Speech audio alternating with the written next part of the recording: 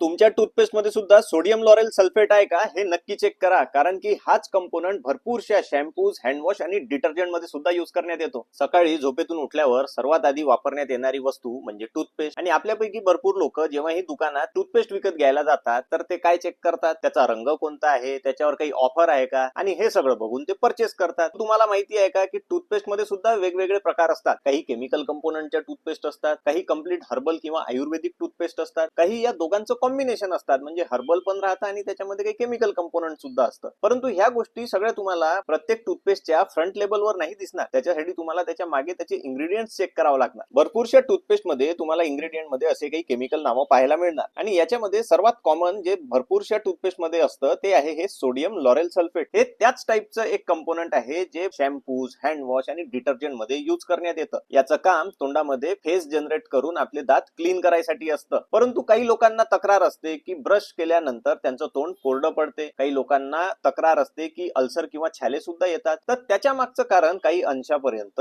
हे SLS sodium lauryl sulphate असू शकतं. हे सेम टाईपचं कंपोनंट तुम्हाला शॅम्पू किंवा हँडवॉश मध्ये सुद्धा बघायला मिळणार. हे बघा, सोडियम लॉरेट सल्फेट SLES, इथे सुद्धा तेच मेन्शन केलेलं आहे, सोडियम लॉरेट सल्फेट. काही टूथपेस्टचे नाव हे दिसायला अगदी हर्बल आणि आयुर्वेदिक दिसतात, परंतु त्याच्यामध्ये काही केमिकल कंपोनंट सुद्धा असू शकतं. जसे की या काही टूथपेस्ट आहे, याचे जे नाव आपण बघितले तर दुरून बघितल्यावर आपल्याला वाटतं की हे पूर्णपणे आयुर्वेदिक असणार. मग याच्यासाठी आपल्याला याच्या मागे याचे इंग्रेडिएंट्स चेक करावं लागणार. आता उदाहरणार्थ याच्या फ्रंट मध्ये इथे दिलेलं आहे लवंग, हनी, नीम, तुलसी वगैरे. जर तुम्ही मागे बघितलं मित्रांनो तर याच्या इंग्रेडिएंट मध्ये तुम्हाला दिसणार बरेचसे केमिकल नावं सुद्धा असतात. त्याच्यामध्ये जे सोडियम लॉरेल सल्फेट आहे त्याच्याबद्दल आपण डिस्कस केलं ते सुद्धा ऍड झालेलं आहे. म्हणजे याच्यामध्ये तुम्हाला हर्बल प्लस केमिकल कंपोजिशन दोन्ही पाहायला मिळतात. आणि काही असतात हर्बल टूथपेस्ट ज्याच्या इंग्रेडिएंट मध्ये आपल्याला केमिकल नावं बघायला मिळत नाही. फॉर एक्झाम्पल माझ्याकडे ही टूथपेस्ट आहे मित्रांनो, तर याच्यामध्ये असं केमिकल कंपोजिशन सारखं कोणतंच नाव आपल्याला दिसत नाही. परंतु लास्ट मध्ये आपण बघितलं तर प्रिझर्वेटिव्ह ऍड केलेले आहेत. त्यासोबतच याच्यावर हे सुद्धा लिहिलेलं आहे की due to natural ingredients the product may change its colour over time. काही असतात फ्लोराईड टूथपेस्ट आणि काही नॉन फ्लोराईड टूथपेस्ट. याच्यावर तुम्ही वाचून बघितलं ही आहे फ्लोराईड टूथपेस्ट. याच्यावर जर आपण बघितलं नॉन फ्लोराईड टूथपेस्ट. एक माहिती बऱ्याचशा टूथपेस्ट वर लिहिलेली राहतं, ती म्हणजे 6 वर्षाखालील मुलांना ऍडल्ट सुपरविजन अंडरच टूथपेस्ट यूज करू द्या आणि त्याला स्वॉलो नाही करायचं आहे. तर मित्रांनो, अशा वेगवेगळ्या प्रकारच्या टूथपेस्ट या मार्केटमध्ये अवेलेबल असतात. आता काही लोकांना प्रश्न राहतो की केमिकल आहे तर वाईट आहे का, हर्बल आहे तर खूप चांगले आहे का. परंतु जसं इन्स्ट्रक्शन या टूथपेस्ट वर लिहिलेलं राहतं तशाप्रमाणे जर आपण यूज केलं तर रेग्युलर यूज साठी ह्या अगदी सेफ असतात. जेव्हा आपण परचेस करतो तर फक्त त्याचं लेबल बघून आपल्याला परचेस करायचं नाही आहे. आपल्याला कोणती सुटेबल आहे हे त्याच्यामधले इंग्रेडिएंट्स आपण चेक करा आणि मगच परचेस करा. मित्रांनो, ही माहिती तुम्हाला कशी वाटली मला कमेंट सेक्शन मध्ये नक्की सांगा.